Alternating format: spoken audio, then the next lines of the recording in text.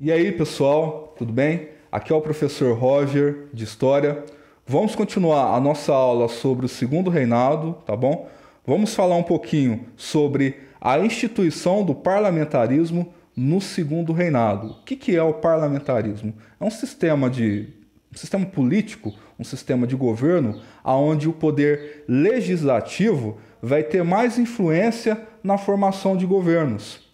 Né? No caso, o rei ele vai ser só uma figura simbólica e quem vai governar de fato é o primeiro-ministro, tá bom?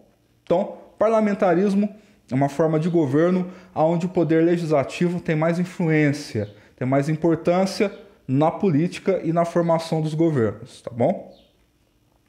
Pessoal, em 1847 vai ser criado o cargo de presidente do Conselho de Ministros, tá bom? Esse fato vai marcar o início do parlamentarismo no Segundo Reinado. Quem era o presidente do Conselho de Ministros? Ele era como se fosse um primeiro-ministro, tá bom? Quais eram suas atribuições? Ele deveria organizar o gabinete ministerial, que no caso seria o time de ministros do governo, e também iria chefiar o gabinete de governo, tá bom? Teriam grandes poderes assim nessa parte aí da chefia do gabinete ministerial, tá bom? O imperador nomeava o presidente do Conselho de Ministros, tá bom? Esse presidente iria montar o gabinete ministerial, ou seja, o presidente iria escolher o time de ministros, tá bom? Esse gabinete, depois de escolhido, iria ser apresentado à Câmara dos Deputados. Se a Câmara aprovasse o gabinete ministerial montado pelo presidente, né, por meio de uma votação, tudo bem, o gabinete poderia passar a governar o Brasil. Caso ele fosse reprovado, a Câmara não aprovasse esse gabinete, poderia acontecer duas situações, né? O imperador poderia demitir esse gabinete ministerial ou poderia dissolver a Câmara dos Deputados e convocar novas eleições.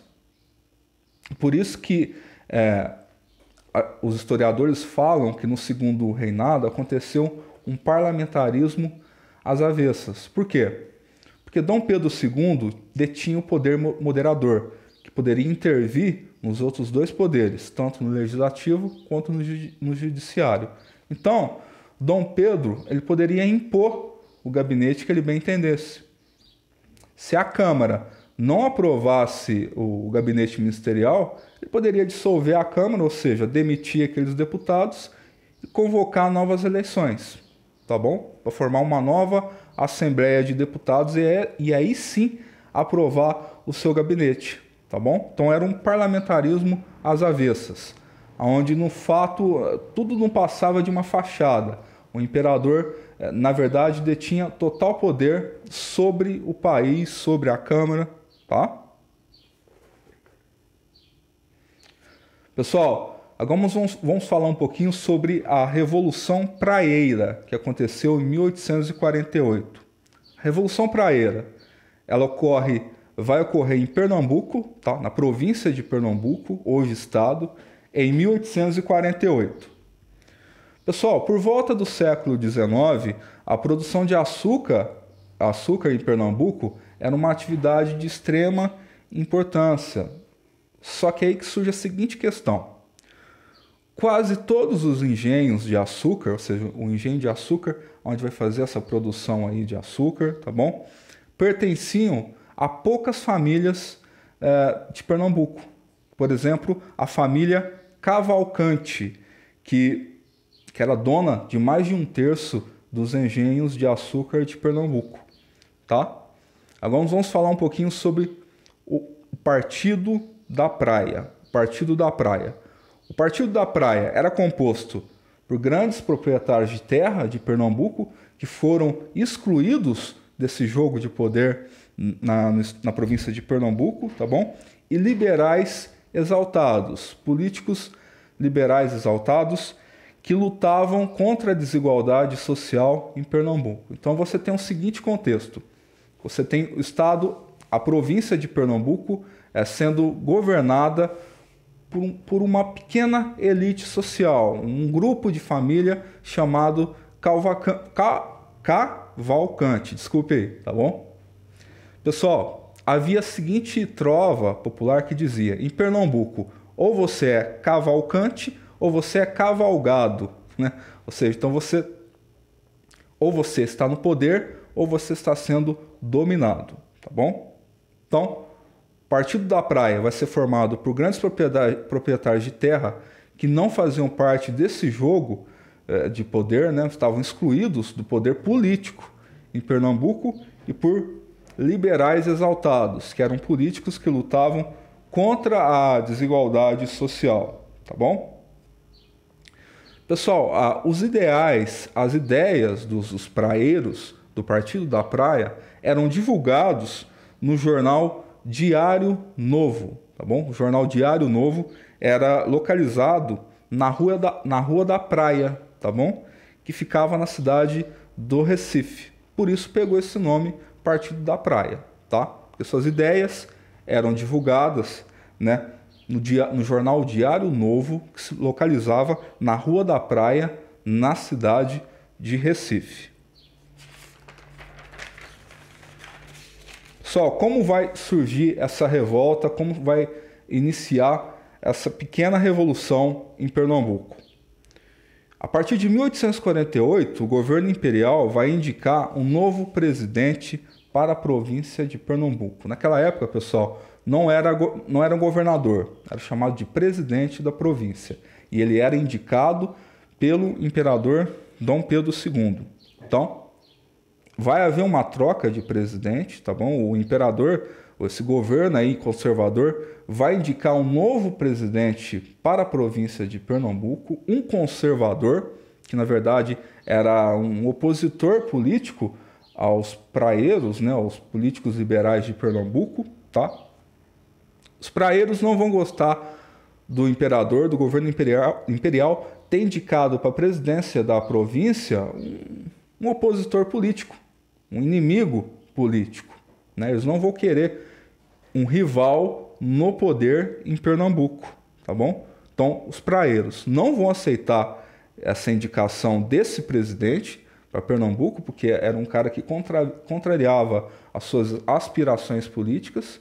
Então, por causa disso, vai iniciar a revolta em Pernambuco, essa revolta chamada praeira. Então, os praeiros vão pegar em armas, vão tomar o poder em Pernambuco e vão iniciar a revolta.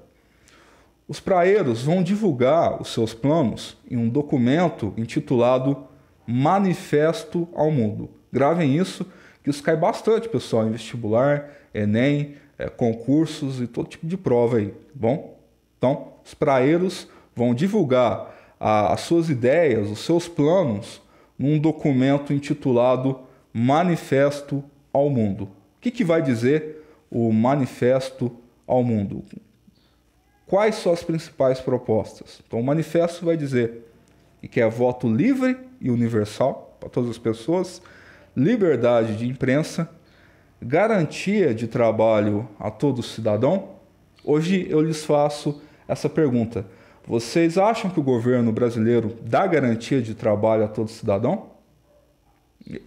Opinião minha, eu acredito que não. Quando vocês terminarem o terceiro colegial, com 17, 18 anos, se ninguém indicar vocês a um trabalho, se um familiar ou um parente, um amigo não te conseguir um trabalho, você vai ficar desempregado. Porque os empresários, os empreendedores, eles tendem a contratar um profissional que tem experiência. Vocês com 17, 18 anos não vão estar nem formados num curso superior. Então é bem provável que vocês vão sofrer, que a maioria de vocês vão sofrer com o desemprego a partir dos 18 anos. Por isso nós, professores, pais, fiquem insistindo, tem que estudar, tem que estudar. Por que tem que estudar? Porque a competição é muito grande. Infelizmente, até entre vocês aí, os seus grupos de amizade, de amigos, vocês vão ter que competir entre vocês mesmos para conseguir um emprego depois de 18 anos. Tá? Então é uma situação muito difícil que o mundo vai passar futuramente, a questão do desemprego. Então, vocês ainda estão novos, estão aí com 14 anos, vocês podem aproveitar um pouco mais a adolescência de vocês. Mas eu dou uma dica, quando vocês chegarem nessa faixa de 16, 17 anos, né, já tendem a estudar, se movimentar, procurar um emprego, para vocês não se assustarem na hora que vocês chegarem na casa dos 20 anos, né? Porque o emprego é cada vez mais escasso e são empregos ruins e que pagam pouco, né? Então, tentem estudar, se esforcem, vê se conseguem pegar uma faculdade de medicina, tá bom? Ou prestar um concurso aí para um tribunal, para ser juiz, promotor, desembargador, porque não é fácil, tá bom? Agora, voltando aqui. O Manifesto ao Mundo também vai pedir o seguinte: a extinção do poder moderador, que dá plenos poderes ao Dom Pedro II para poder intervir nos demais poderes, tá bom? Comércio só para brasileiros, eles querem proibir os portugueses de desenvolver o comércio aqui no Brasil. Garantia de direitos aos cidadãos, como saúde, alimentação, educação, trabalho, tá? O estabelecimento da federação, ou seja, a criação dos estados e a extinção das províncias, ou seja, que Pernambuco se torne um estado com autonomia administrativa, política, legislativa, bom? A luta armada entre os praeiros e a tropa imperial não durou nem um ano, tá bom? Os praeiros tinham uma tropa de mais ou menos 2.000 homens, então era uma tropa pouca, baixa, né? Não conseguiu fazer frente às tropas de Dom Pedro II, tá? Então, o Império vai vencer a revolta, né? Os praeiros vão ser punidos, tá? É importante ressaltar, pessoal, que essa foi a última revolta provincial desde a independência, tá? Depois disso, tanto o governo imperial como as elites vão consolidar um Estado centralizador e ter plenos poderes sobre o Brasil. Pessoal, sobre as atividades desta aula, eu quero que vocês peguem a apostila do 4º bimestre, tá bom?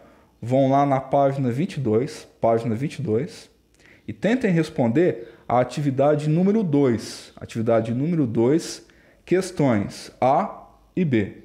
Repetindo, peguem a apostila de história de vocês, do 4º bimestre, vão lá na página 22 e tentem responder a atividade número 2, que tem as questões A e B, tá? Para isso, leiam os textos da apostila sobre o Segundo Reinado e tentem responder. Qualquer dúvida ou dificuldade, chamem o professor da sala de vocês, tá bom? Pessoal, até mais, até a próxima semana. Falou!